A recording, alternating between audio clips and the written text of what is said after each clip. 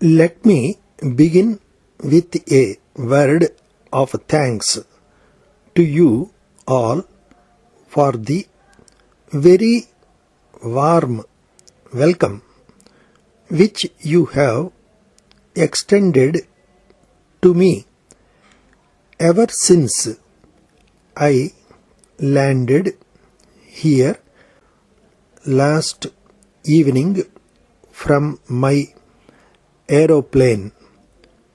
You have rightly pointed out that I have visited this place more than once.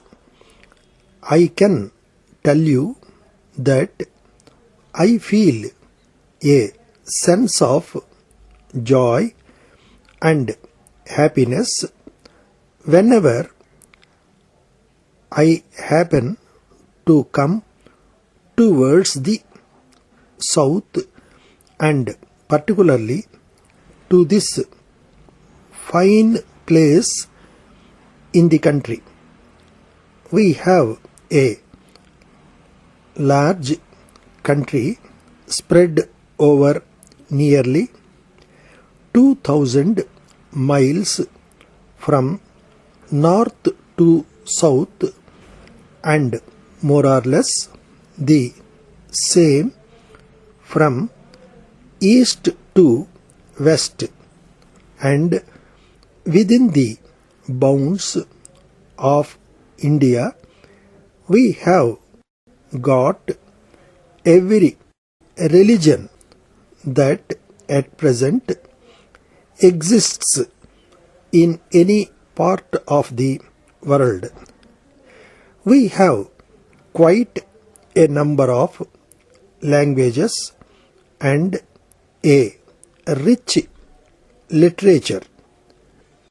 We have different customs, ways of life, and modes of doing things, and behind all this variety we have a running thread of unity which binds us all and which has held us together through ages since time immemorial.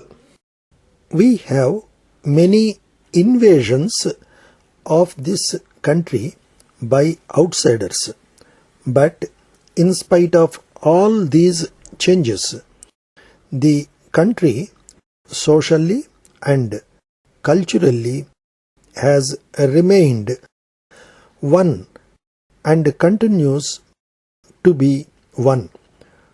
Today it is also practically one. There is one government which governs the whole country, allowing, of course, for autonomy in the states. We have thus attained now what was not attained before. It is a great achievement which our own nation has seen. In times to come, when our young ones will read the details of the phase which we have seen and gone through ourselves, they will remember it with a sense of pride. We have therefore a great responsibility also.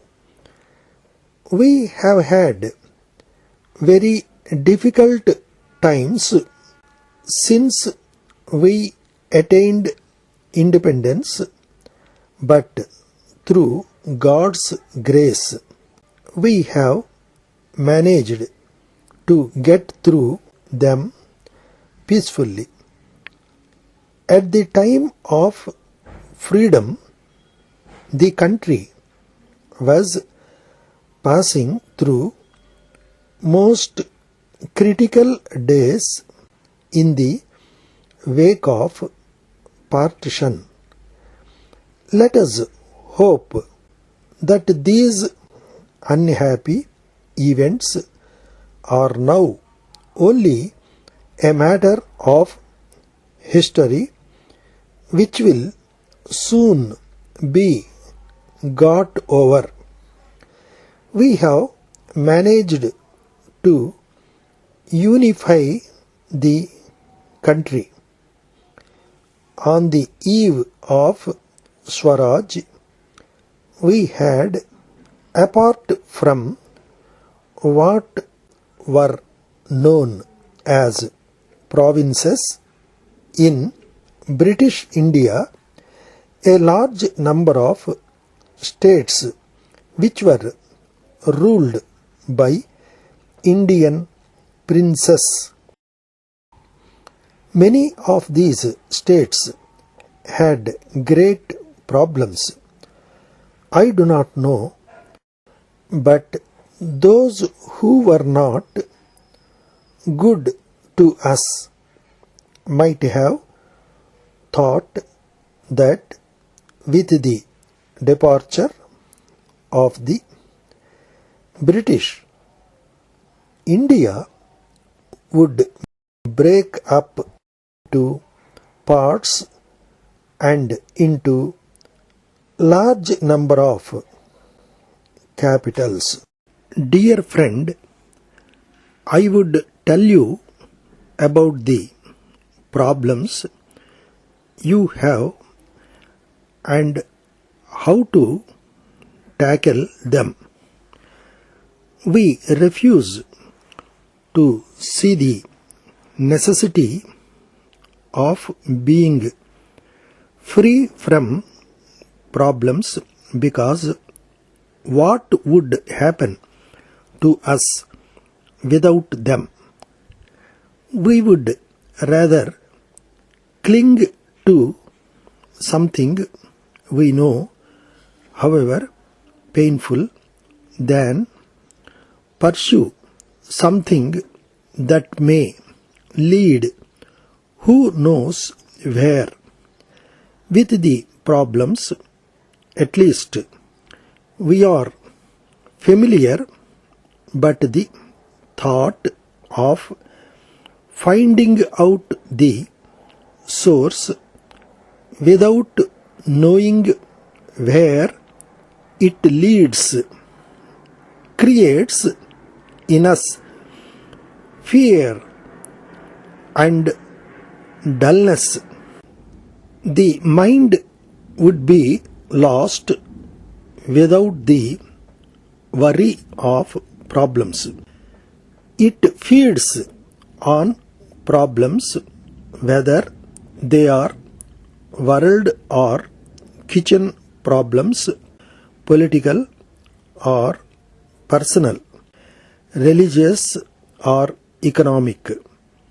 But our problems make us petty and narrow.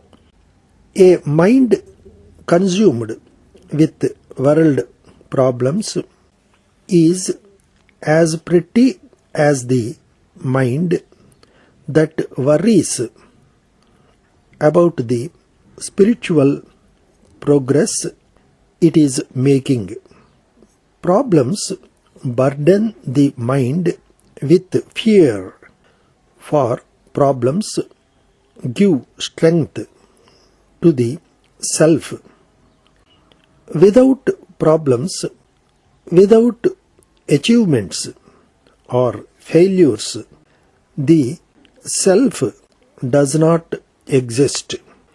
Problems always exist where the activities of the self are dominant. You have to understand the problem. Yours sincerely.